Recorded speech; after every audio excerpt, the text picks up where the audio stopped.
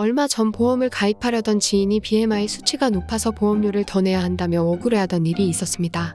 보험사 입장에서 생각해보면 비만인 사람이 겪을 수 있는 질병이 더 많기 때문에 위험 부담의 목적으로 보험료가 높게 나오는 것도 이해가 됩니다. 그런데 여러분들, 비만도 질병이라는 사실 알고 계신가요? 2014년 세계보건기구는 비만을 질병으로, 그것도 전염병으로 규정했습니다. 한국에서도 비만은 E66이라는 질병 코드를 가지고 있습니다. 니컬러스 크리스테키스가 낸 논문에 의하면 SNS 속 친구가 비만이 되면 나도 2년에서 4년 내에 비만이 될 확률이 45%나 된다고 합니다. 사회관계망 속 지인이 내가 비만이 되는 것에 영향을 끼칠 정도라면 가까운 지인이 비만일 땐 더 큰 영향력이 있을 겁니다. 그렇게 보면 비만이 전염병이 맞다고 할 수도 있겠네요. 여러분들은 비만인 사람을 보면 어떤 생각이 드시나요? 보통 게으르고 욕심이 많은 사람을 그릴 때 뚱뚱한 캐릭터로 묘사되곤 하는데요. 1차 세계대전 때에는 군량미 확보를 위해 민간인들에게조차 식량이 배급제로 운영되었습니다. 이때 뚱뚱한 사람들은 다른 사람들과 같은 양으로 배급을 받더라도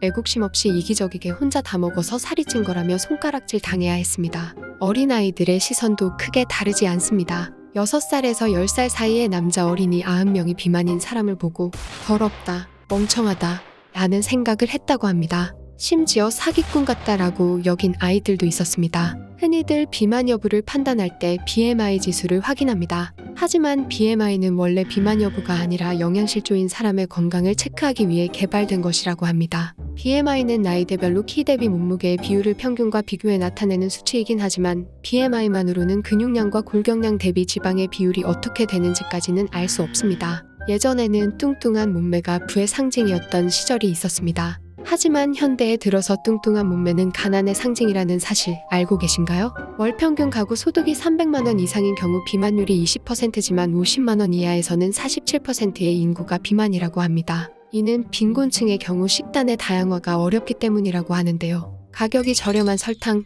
밀가루, 기름과 같은 제품에 대한 선호도가 높기 때문입니다. 이런 식단 구성을 두고 텅 빈 열량이라고 하는데요. 텅 빈 주머니는 다양한 식재료를 선택할 수 있는 기회를 앗아가는 거죠. 비슷한 예로 아직까지는 각종 영양제 섭취에 의한 뚜렷한 효과가 입증된 결과가 없다고 합니다. 하지만 영양제를 먹는 사람들이 먹지 않는 사람들에 비해 건강한 것은 사실입니다. 그 이유는 그들이 단순히 영양제를 챙겨 먹기 때문이 아니라 영양제를 챙겨 먹지 않는 사람들에 비해 경제력이 있고 건강에 대한 관심이 있기 때문이라고 합니다. 사모아 에어라인과 유나이티드 항공사는 비행기를 탑승하기 전에 비만인 사람들의 한 해 할증 요금을 부과하고 있습니다. 케빈 스미스는 체중이 많이 나간다는 이유로 비행기 탑승을 거부당하기도 했죠. 하지만 한 여론조사에 의하면 76%의 사람들이 체중에 따른 할증 요금 정책에 찬성했다고 합니다. 초고도 비만 인구의 증가로 인해 관의 크기나 화장실 변기 또는 아동용 카시트의 크기도 변하고 있습니다. 2002년 미국에서는 8명의 청소년이 맥도날드를 상대로 소송을 제기했습니다. 맥도날드 버거 때문에 비만과 당뇨병, 고혈압 등 각종 건강 이상이 발생했다는 건데요. 물론 사람들은 해당 청소년들을 무책임하고 부도덕하다고 비난하긴 했지만 해당 사건을 계기로 치즈버거법까지 추진됐다고 해요. 칼로리가 높은 패스트푸드를 먹고 살이 찐 것은 개인의 선택과 책임이라는 겁니다. 치즈버거법을 반박하기라도 하듯 모건 스펄록은 영화 슈퍼사이즈 미를 통해 한 달 동안 맥도날드 메뉴만 먹고 자신의 몸이 어떻게 변해가는가에 대한 내용을 적나라하게 소개합니다. 한 달 만에 몸무게는 11kg이 늘었고 콜레스테롤 수치 증가, 성욕 감퇴, 간 기능 저하라는 결과가 나왔죠. 맥도날드 홍보팀은 그의 행동을 무책임하다며 비난했지만 슈퍼사이즈 미가 개봉된 후 맥도날드의 슈퍼사이즈 메뉴는 사라졌습니다. 여전히 빅맥이라는 메뉴는 전 세계인의 사랑을 받고 있지만요. 여러분들도 치즈버거법 안의 내용처럼 비만이 되는 것은 개인의 선택이고 책임이라고 생각하시나요? 국민건강보험공단이 발표한 보고서에 의하면 86.6%의 사람들이 비만은 본인 책임이라고 생각하면서도 84.9%의 응답자가 본인은 살이 찔 수밖에 없는 사회 환경에서 살고 있다고 답했습니다. 결국 질 좋은 식재료와 맛있는 음식이 지천에 널린 세상에서 살고 있지만 살이 찌는 것은 개인의 영역이고 책임이라는 겁니다. 맥도날드를 포함한 여러 패스트푸드 업계에서는 비만에 대한 책임을 회피하고자 스포츠 스타들을 섭외해 공격적인 마케팅을 하기도 합니다. 건강미 넘치는 스포츠 스타들의 이미지를 통해 패스트푸드 때문에 살이 찐 것이 아니라 운동을 안 하기 때문에 살이 찐 것이라는 의미를 부각시킵니다. 우리나라에서도 손흥민 선수가 롯데리아 버거 광고를 찍었고 김연아 선수가 코카콜라 광고를 찍었죠. 비만이 되는 데에는 여러 가지 이유가 있겠지만 유전적 요인이 강하게 작용한다는 주장도 있습니다. 즉 내 아버지나 어머니가 비만이라면 내가 비만이 될 확률이 70% 정도 된다는 겁니다.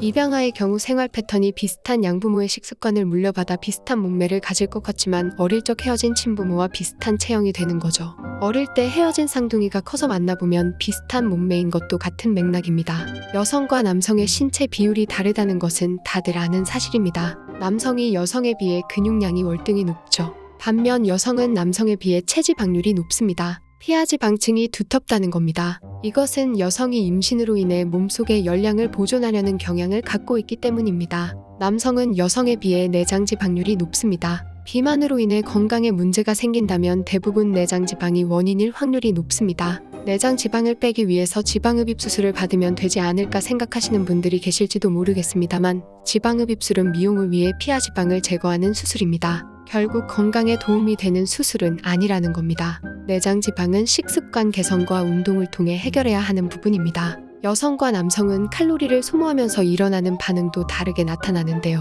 같은 양으로 운동을 하더라도 남성이 여성보다 더 많은 지방을 연소시킵니다. 여성은 운동 중 지방을 소비하는 것보다 운동 후 소비한 지방을 도로 보충하고자 하는 경향이 강하다는 겁니다. 이걸로 제가 헬스장을 갔다 오면 유난히 더욱이졌던 이유가 밝혀졌네요. 오늘은 박승준 저자의 비만의 사회학에 대한 내용을 소개해보았습니다. 이 책을 읽고 앞으로 제가 비만인 사람들을 보는 시선이 조금은 달라지지 않았을까 생각해봅니다. 저자는 이 책을 통해 비만뿐만 아니라 잡식 동물의 딜레마에 대한 흥미로운 이야기도 전달합니다. 잡식 동물의 딜레마란 토끼나 호랑이와 달리 잡식 동물인 인간은 지천에 널린 음식들 중 어떤 것이 좋고 어떤 것이 나쁜 음식인지도 모르고 먹는다는 뜻입니다. 저는 유전자 변형식품인 GMO에 대한 이야기가 나오는 해당 파트를 특히 흥미롭게 읽었는데요. 식품업계에서는 GMO가 안전하다고 비용적 문제를 들며 GMO에 대한 표기를 꺼리는 분위기이지만 아직 그 안정성에 대한 입증이 완전하지 않은 실정입니다. 다음 영상에서는 GMO에 대한 이야기를 전달해볼까 합니다. 끝으로 이 영상은 유료 광고를 받지 않았으며 제가 읽은 책 중 특히 흥미로운 내용을 소개하고자 제작한 영상임을 말씀드립니다. 영상이 흥미로우셨다면 구독과 좋아요 부탁드려요. 여러분들의 관심은 영상 제작에 큰 힘이 됩니다. 끝까지 시청해주셔서 감사합니다.